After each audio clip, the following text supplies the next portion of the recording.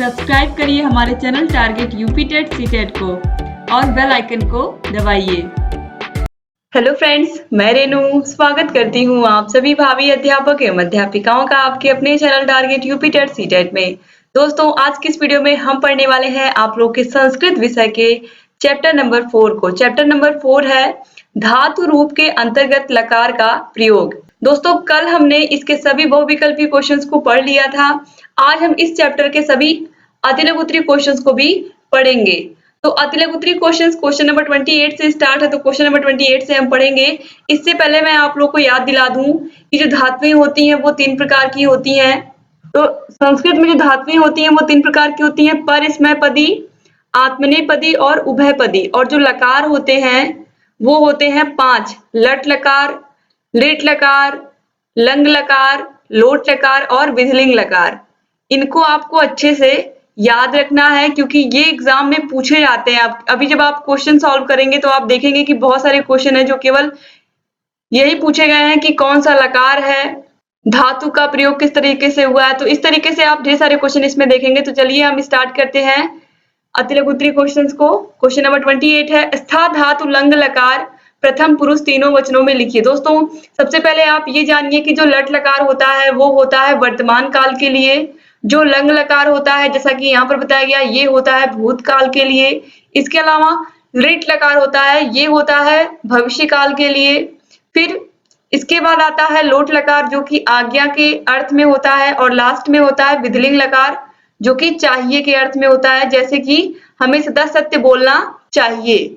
तो इस तरीके से मैं आपको एग्जाम्पल्स भी बताऊंगी और यहाँ पर आप पांचों लकारों को याद रखिएगा, किसका किस काल में प्रयोग होता है, कौन वर्तमान काल के लिए, कौन भूतकाल के लिए, ये भी एग्जाम में पूछता है। तो जैसे ही लंग लकार आता है, मैंने आपको ट्रिक के माध्यम से बताया भी था कि उन सभी शब्दों में अ जुड़ जाता है। स्था धातु है तो यहाँ पर आप देखिए अ सब में आया है। तो चलिए इसको एग्जाम्पल के थ्रू हम समझते हैं। यहाँ पर पूछा है स्था धातु लंग लकार प्रथम पुरुष तीनों वचनों में पूछा है। तो प्रथम पुरुष तीनों वचनों में रूप पूछा है, तो स्था धातु पूछा है और वो प्रथम पुरुष में पूछा है। तो अगर हम स्था धातु की अगर हम पठ धातु से तुलना करें दोस्तों, तो आप यहाँ पर देखिए प्रथम पुरुष में आप देखिए अपठत, अपठताम, अपठन। और यहाँ पर क्या हो गया है, यहाँ पर अतिष्ठत, अतिष्ठताम, अतिष्ठन। तो इस तरीके से सबका रूप लगभग समान ही होता है। तो आप याद रखिएगा स्था धातु लंग लकार प्रथम पुरुष तीनों वचनों में अतिष्ठत, अतिष्ठताम, अतिष्ठन। इसी तरीके से यहाँ पर भी पठ धातु में क्या हो गया है, अपठत, अपठताम, अपठन। तो इस तरीके से ये शब्द रूप एक दूसरे से संबंधित होते हैं। अगर आपने कम से कम 4 से 5 शब्द रूप भी याद कर लिए हैं तो आगे आप जोड़ करके उनको आसानी से शब्द रूप बना सकते हैं।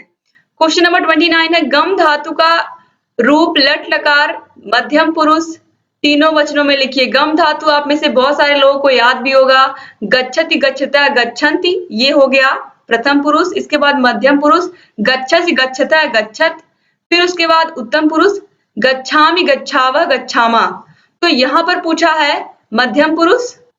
आप यहाँ पर देख सकते हैं गम धातु लट लकार गच्छति, गच्छता, गच्छन्ति, गच्छसि, गच्छता, गच्छत, गच्छामि, गच्छावः, गच्छामा, यही मैंने अभी आपको बताया। तो यहाँ पर देखिए मध्यम पुरुष तीनों वचनों में पहला वचन एक वचन गच्छसि, द्विवचन गच्छतः और बहुवचन गच्छत। तो बस यही ये तीनों यहाँ पर यही आपको तीनों लिख देने थे।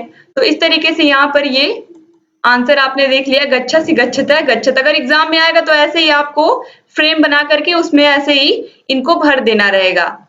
इसके बाद क्वेश्चन नंबर 30 है चाहिए के योग में किस लकार का प्रयोग होता है। अभी मैंने आपको बताया है कि चाहिए के लिए हम विधिलिंग लकार का प्रयोग करते हैं, जैसे कि हमें सदा सत्य बोलना चाहिए या झूठ नहीं बोलना चाहिए। जहां पर भी चाहिए हमें अपने से बड़ों का आदर करना चाहिए। तो ऐसे शब्दों में हम प्रयोग करते हैं, ऐसे वाक्यों में विधिलिंग लकार का प्रयोग हम करते हैं। और ये क्वेश्चन देखिए 2016 में पूछा गया है। इसके बाद क्वेश्चन नंबर 31 है भविष्यत काल को दर्शाने के लिए किस लकार का प्रयोग किया जाता है। भविष्य काल को लिट लकार, अभी मैंने आपको बताया है। यहाँ पर आप देखिए भविष्य काल को दर्शाने के लिए हम लिट लकार का प्रयोग करते हैं। इसके बाद क्वेश्चन नंबर 32 है सत्यम मधुरम च वद का अर्थ लिखिए। दोस्तों, सत्यम मधुरम च वद का अर्थ सत्य और मीठा बोलो होता है, यानी कि सत्य और मीठा बोलो। क्वेश्चन नंबर 33 है, जन्मभूमिश्च स्वर्गादपि गरीयसी का अर्थ है। तो जननी और जन्मभूमि स्वर्ग से भी बड़ी हैं, या यहाँ पर दोस्तों देखिए जन्मभूमिश्च स्वर्गादपि गरीयसी, यानी कि जन्मभूमि स्वर्ग से भी बड़ी है। इसके बाद क्वेश्चन नंबर 34 है, निम्नलिखित वाक्यों का संस्कृत में अनुवाद कीजिए। तो यहाँ पर आप देखिए कुछ सेंटेंस दिए हुए हैं जिनको हमको संस्कृत में इनका क्या करना है, अनुवाद करना है। मेरे विद्यालय में सभी शिक्षक कर्तव्यनिष्ठ हैं। तो मम विद्यालये सर्वे अध्यापकाः कर्तव्यपरायणाः सन्ति। संति क्यों लगा है, क्योंकि है तो है जब होगा तो वहां पर संति होगा, और अगर केवल है होगा तो वहां पर अस्ति होगा। अभी आप देखेंगे वह एक सिंह है, तो सह एकः सिंहः अस्ति। अब आप यहाँ पर देखिए है की वजह से अस्ति आ गया और है की वजह से संति आ गया है। तुम विद्यालय जाओ, त्वं विद्यालयं गच्छ। फिर इसके बाद चौथा है, मैं घर जाता हूं, अहम गृहं गच्छामि। क्वेश्चन नंबर 35 है, धातु रूप कितने प्रकार के होते हैं? धातु रूप 3 प्रकार के होते हैं, मैंने आपको बताया भी है। धातु परमस्मैपदी, आत्मनेपदी और उभयपदी। क्वेश्चन नंबर 36 है, अहम पश्यामि का अर्थ बताइए। अहम पश्यामि का मतलब है मैं देखता हूं। क्वेश्चन नंबर 37 है, पठ धातु लट लकार उत्तम पुरुष के तीनों वचनों में रूप लिखिए। बहुत ही आसान है दोस्तों, पठ धातु और गम धातु, इनसे आसान तो कुछ है ही नहीं। ये आपको 100% बिल्कुल याद ही होने चाहिए। पठति पठता पठंती, पठसी पठता पठत, पठामी पठावा पठामा। तो उत्तम पुरुष पूछा है तो यही है, पठामी पठावा पठामा। आप देख भी सकते हैं यहाँ पर सबसे आसान है, पठति पठता पठंती, पठसी पठता पठत, पठामी पठावा पठामा। ये आपका लट लकार हो गया। क्वेश्चन नंबर 38 है, बालको पठता में कौन सा वचन है? बालको पठता में द्विवचन है, क्योंकि पठति पठता, पठता मतलब पठता द्विवचन में आता है, आप सभी लोग को पता है। क्वेश्चन नंबर 39 है, सेवकः स्वकार्यम अकरोत्, संस्कृत वाक्य का हिंदी में अर्थ बताइए। दोस्तों सेवकः, सेवक, स्वकार्यम अपना कार्य, अकरोत् करता है, तो यहाँ पर हो जाएगा, आप देखिए सेवक ने अपना कार्य किया, अकरोत् मतलब किया, सेवकः स्वकार्यम अकरोत् का मतलब हो जाएगा सेवक ने अपना कार्य किया। 2018 में पूछा हुआ क्वेश्चन है दोस्तों। क्वेश्चन नंबर 40 है, ते गृहे किम करिष्यन्ति का हिंदी अनुवाद लिखिए। ते गृहे किम करिष्यन्ति का हिंदी अनुवाद दोस्तों, वे घर पर क्या करेंगे, वे घर पर क्या करेंगे होगा। क्वेश्चन नंबर 41 है, धातु रूप किसे कहते हैं? दोस्तों संस्कृत व्याकरण में क्रिया के मूल रूप को ही धातु रूप कहते हैं, तो क्रिया के मूल रूप को हम क्या कहते हैं? धातु कहते हैं। क्वेश्चन नंबर 42 है, धातुओं की संख्या कितनी है? दोस्तों संस्कृत में धातुओं की कुल संख्या 2012 है, तो आप याद रखिएगा। और ये क्वेश्चन भी 2018 में पूछा हुआ क्वेश्चन है, इंपॉर्टेंट क्वेश्चन है, केवल आपको एक नंबर याद रखना है बस, 2012। क्वेश्चन नंबर 43 है, संस्कृत में लकार कितने होते हैं? नाम लिखिए। दोस्तों जो माध्यमिक शिक्षा या फिर ये कहें माध्यमिक शिक्षा तक जो लकार पढ़ाए जाते हैं हमें माध्यमिक स्तर तक, वो टोटल होते हैं 5, और यही 5 लकार आपको अच्छे से समझ लेने हैं। संस्कृत में 5 लकार होते हैं, लट लकार, लंग लकार, लिट लकार, लोट लकार, विदलिंग लकार। और यहाँ पर आप देखिए लट लकार को हम क्या कहते हैं? वर्तमान काल के लिए इसका हम प्रयोग करते हैं, यानी कि वर्तमान में जो भी चीजें हो रही हैं, ठीक है, इसके लिए हम प्रयोग करते हैं। लंग लकार भूतकाल के लिए, और जो लिट लकार होता है ये भविष्य काल के लिए। लोट लकार आज्ञा के अर्थ में, जैसे कि अपने घर जाओ, अपना काम खुद करो, मेरे लिए पानी लाओ। जैसे घर में कोई भी बड़ा छोटे बच्चों को अक्सर ऑर्डर या आज्ञा ही देते हैं, तो उसके सेंस में हम लोट लकार का प्रयोग करते हैं।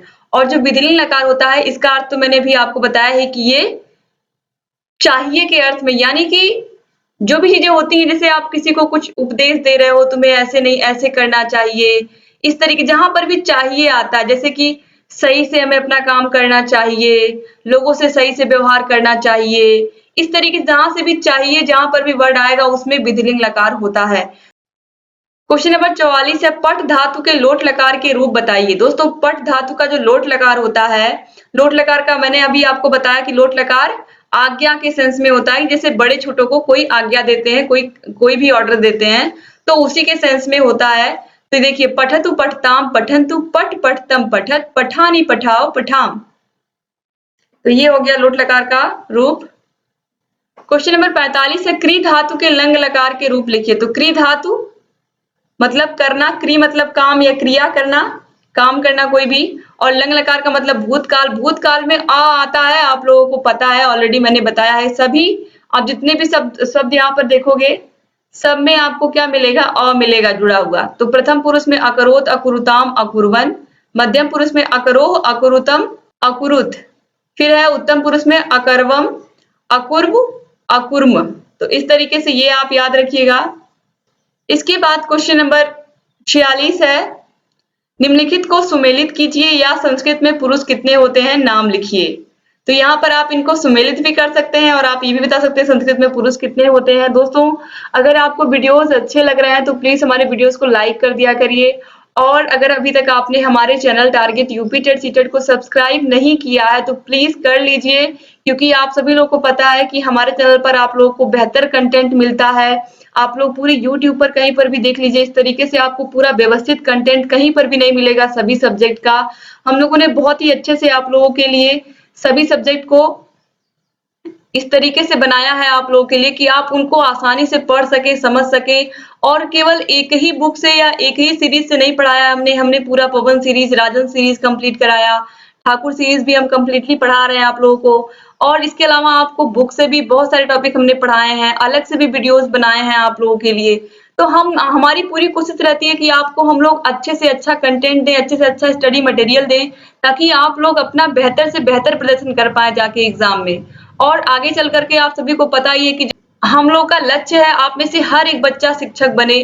तो इसीलिए हमने ऐसा आप लोगों के लिए पाठ्यक्रम तैयार किया है और आगे हम तैयार भी करेंगे कि ताकि आप लोग बहुत ही आसानी से सभी विषयों को समझते हुए पढ़ते हुए चले।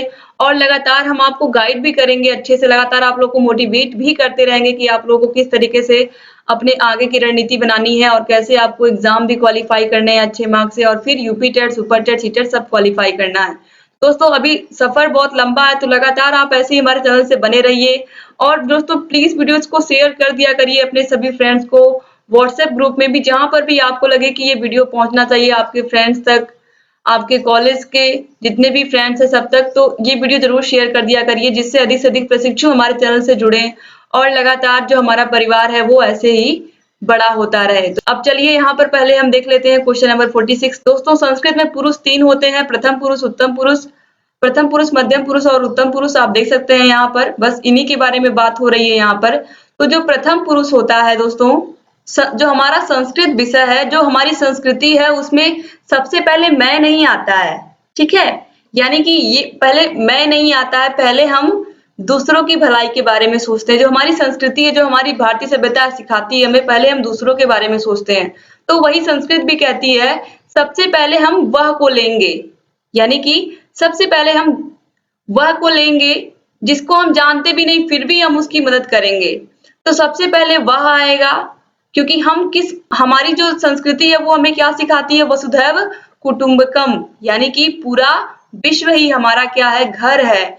तो अगर इस नियम को हम फॉलो कर रहे हैं तो सबसे पहले हम प्रथम पुरुष में किसको रखेंगे, वह को रखेंगे। इसके बाद यहाँ पर आप देखिए, इसके बाद हम मध्यम पुरुष, फिर हम किसकी बात करेंगे, वह हो गया प्रथम पुरुष, प्रथम सबसे पहले हम वह को वरीयता देंगे, ठीक है। उसके बाद मध्यम पुरुष यानी कि तुमको। इस तरीके से हम ये भी समझ सकते हैं जैसे हमारे घर में कोई दूर का मेहमान आया है, तो अतिथि देवो भव की भावना से हम सबसे पहले वह को शरण देंगे, यानी कि प्रथम वरीयता हम वह को देंगे। उसके बाद मध्यम पुरुष, फिर उसके बाद हम दूसरी वरीयता किसको देंगे, अपने परिवार में जो सदस्य हैं उनको देंगे, यानी कि उनके लिए हम तुम का प्रयोग करेंगे। उसके बाद जो उत्तम पुरुष है उसमें हम अपने आप को रखेंगे, जिसमें हम मैं आता है, यानी कि सबसे लास्ट में खुद को रखना है, सबसे पहले दूसरों की सेवा करनी है, दूसरों की भलाई करनी है। तो ऐसे ही संस्कृत में प्रथम पुरुष में वह आता है, मध्यम पुरुष में तुम आता है, फिर उत्तम पुरुष में मैं आता है। तो ये आपका संस्कृत विषय है। संस्कृत वास्तव में हमारे देश की संस्कृति बहुत महान है, ये ऑलरेडी आप लोग को पता है। और संस्कृत भाषा सबसे पुरानी भाषा है, तो इसलिए भी संस्कृत हमें बहुत कुछ सिखाती है, और इसीलिए आप लोगों के डीएलएड के सिलेबस में संस्कृत विषय है। तो दोस्तों आप लोगों को डरने की ज़रूरत नहीं है, संस्कृत विषय बहुत ईज़ी है और मैं ही आप लोगों को पढ़ा रही हूँ और आगे भी अच्छे से आप लोगों को इसमें अच्छे मार्क्स भी दिलाना मेरी ज़िम्मेदारी है। लगातार आप लोगों के लिए अच्छे-अच्छे वीडियोज़ लेकर के आऊँगी संस्कृत के, ताकि ये पूरा सब्जेक्ट आपके लिए बहुत ईज़ी हो जाए। तो उम्मीद करती हूँ कि ये वीडियो आपको अच्छा लगा होगा और आप लोगों ने अच्छे से इसको एन्जॉय किया होगा। तो एक बार फिर से आप सभी लोगों का बहुत-बहुत धन्यवाद दोस्तों। और आप लोगों को वीडियो कैसा लग रहा है कमेंट करके ज़रूर बताइएगा कि आप लोगों को वीडियोज़ कैसे लग रहे हैं और जहाँ कहीं कोई समस्या है वो भी आप लोग बताइएगा दोस्तों। और आपको सभी विषयों के प्लेलिस्ट की लिंक इस वीडियो के नीचे डिस्क्रिप्शन बॉक्स में मिल जाएगी। साइड में आई बटन पर भी क्लिक करके आप हमारे सभी वीडियोज़ को देख सकते हैं। हमने सभी विषयों का प्लेलिस्ट बना दिया है ताकि आपको किसी भी वीडियो को बहुत ज़्यादा ढूँढने की ज़रूरत ना पड़े। तो एक बार फिर से दोस्तों आप लोगों का बहुत-बहुत धन्यवाद। मिलते हैं नेक्स्ट वीडियो में, तब तक अपना ख्याल रखिएगा। जय हिंद दोस्तों।